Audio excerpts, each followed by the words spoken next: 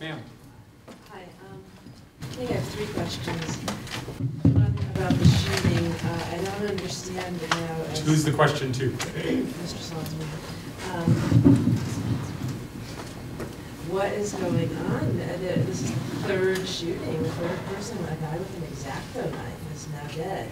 What is happening with training at the police department level, training those cops? It just seems really excessive and crazy, and it doesn't seem like anybody's in control of anything. Well, I think that's a good question. You know, one of the things that we need to work on better as a bureau, and since I've been in charge of the bureau for about a little over a year, is better training, better use of force policies, and Chief Sizer has done a great job 2 years ago adopting a use of force policy that gets away from simply looking at the black and whites of what a training manual says and taking into account the totality of circumstances of what an officer may face. And then finally is the practice. You know, we need practice and we need scenario-based training.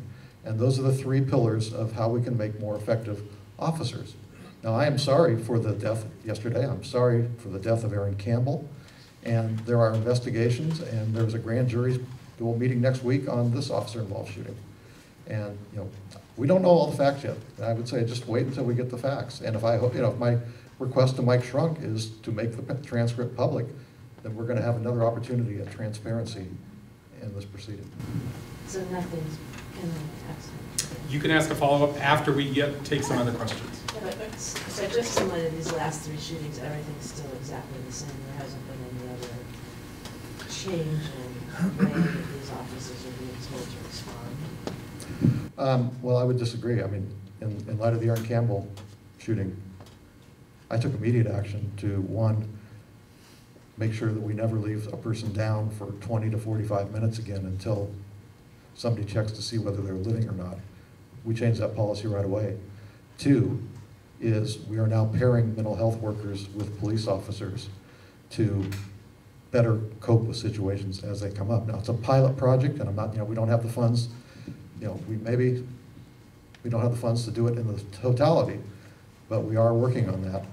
And 3, we are taking a total look at the use of our weapons, the AR-15 rifle, which was involved in the shooting of Aaron Campbell, the training for that.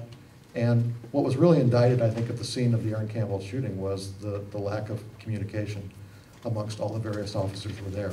And that is getting a top-to-down examination right now. And we are in the process of strengthening our independent police review process, which will breathe, I think, or infuse even more accountability and transparency into how the police operate.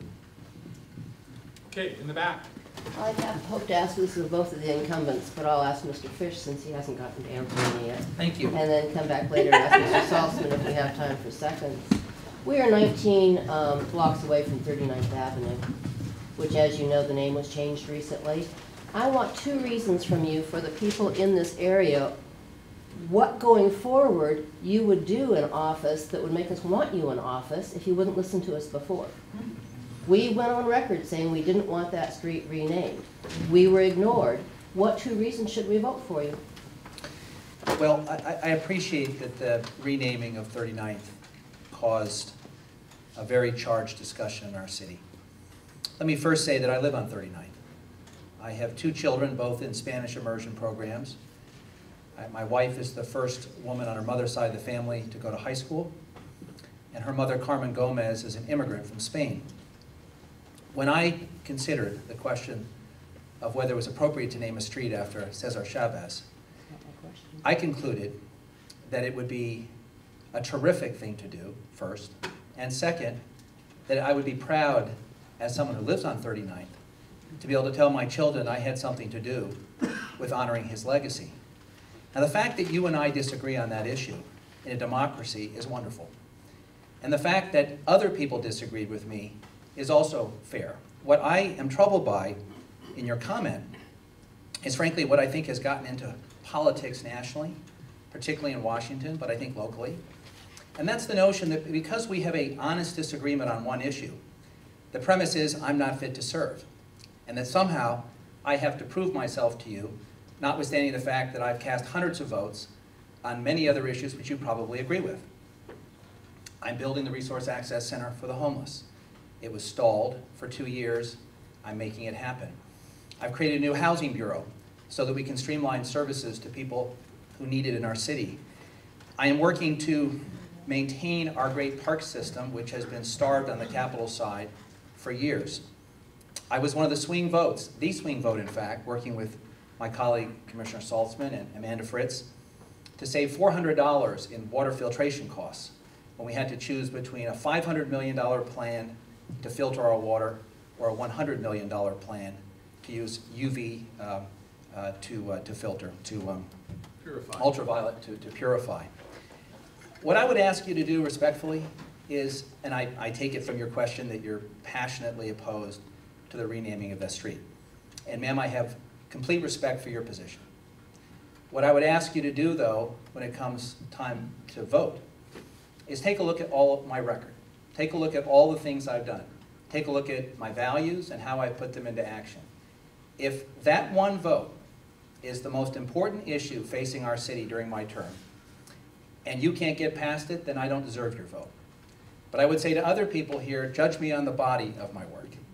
And if you think I've been sincere in my approach to work, honest and hardworking, if you think I've tried to make a difference for people that are hammered by this recession, if you think that I bring some balance and some common sense to council, then I would ask you to look past that vote and to consider supporting me. Could I ask him to answer the question? Good. He I think he did. did. No, Yes, I he asked for 2 reasons based on his not listening to his constituency. Why should we vote for him if he's not going to I listen think to if us? I gave any more answers, I'd be accused of a filibuster. But again, ma'am, I It has respect nothing I to do with respect the your naming view. of 39th. It has to do with the fact that constituency was ignored.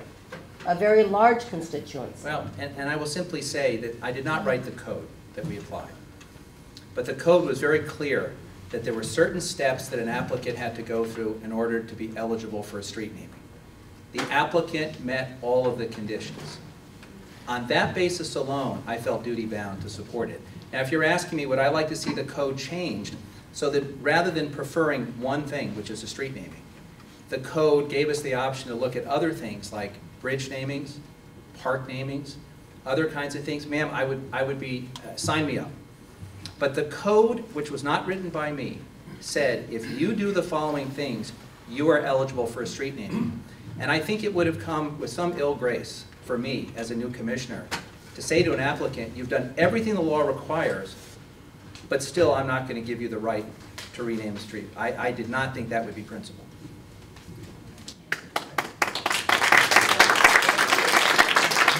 I can't have other candidates respond That's to the fine, same but question, okay. but if they ask you the same question, you can respond. There you go.